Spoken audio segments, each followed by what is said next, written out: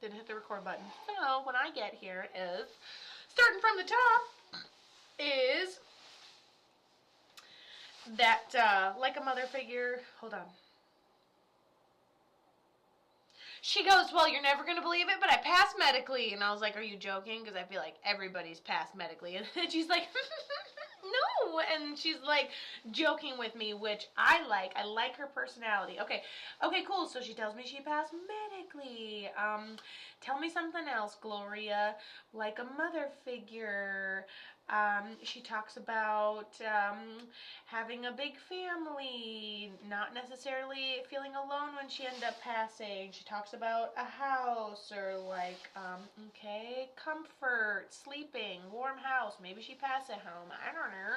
She talks about her jewelry. I have like a ring. I have a couple of things.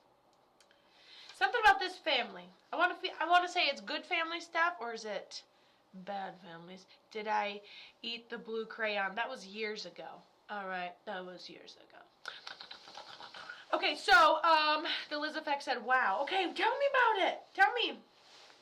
Okay, another thing, when I was going to say the happy thing, only other thing I didn't say was like, I felt like I took a shirt and I felt like I could still smell her scent on it. So this could mean you have something fabricy of hers, a piece of her clothing. This could mean you have something that still smells like her or that you do smell her. So there's a lot of like sensations wrapped up in one for one little vision, but she also tells me that. Boom. How are you able to do this remote without being right there with who you are doing a reading for? I am a distance channeler, so I've realized that as long as I can connect to your energy in some way, I use my own personal dictionary. I plug into you via distance, and then I scroll through my own personal dictionary to create the conversation. So I'm a distance channeler. It's one of the coolest things about what I do because some people need to be right in front of somebody to channel. I've learned I can do this anywhere in the world and still be as accurate. Okay, so she said she ended up passing of something of cancer. She did pass at home, and it was when I was 18. Who is this to you, Aisha Wakwashwaha?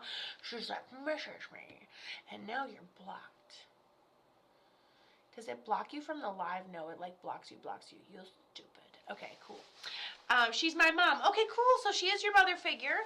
Okay. She passed of cancer, which is underlying medical. She's like, you wouldn't believe it, but it was cancer.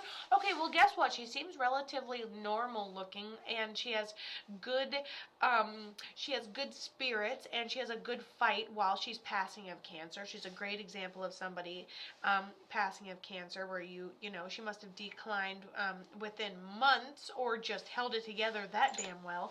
And then she did end up passing at home. Hold on. She passed from cancer, and she did pass at home, and she was only 18, and it was her mom. So she talked about family, who was at home, how her stuff was distributed. Do you have her jewelry still? And she goes, yes, months. Like, it only took months to decline, as we had just talked about. She's a great communicator. Listen, I know you still, of course I know you miss her. You've had to handle your entire adulthood without her, but you should write her a letter because you've tried to journal, and you probably filled up 10 different journals, just 10 pages of each journal with randomness. But, like, try a journal where you sure, randomness one day, and then a letter to mom 10 days in, and the next couple days, or the next couple entries, and then every 10 entries is a letter to mom or something like that. I think you'd establish, I think you guys, if I called you both on the phone, you'd have exactly the same voice, so your inner voice is going to sound a lot like her. One thing is, if you have a picture of your mom, like let's say obituary, or like whenever you think of your mom, you always think of that one picture of her, your favorite picture of her. When you when you're talking to yourself or your inner you or writing her a letter, look for that picture to pop up in your memory to validate that it's her. Because that picture is special and unique to you. Sometimes you might think, you're chatting with her and you don't see anything else, And I do. My daughter actually wears her ashes necklace, and I have her rings, and everyone says that. That is awesome, because guess what? Not only did she draw rings, she drew a necklace, so she actually drew both, which is pretty damn incredible. Liz, I love her.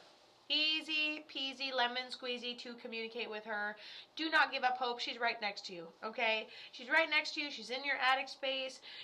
Your little one can communicate with her too. Such a warm feeling with her around. You know she's not that distant. Wear those rings. Wear the jewelry. Embrace it. You see the things out of the corners of your eyes, you know? Embrace that the repeating numbers on the clock could be her, and she loves you and she's proud of you. And she knows of your little one.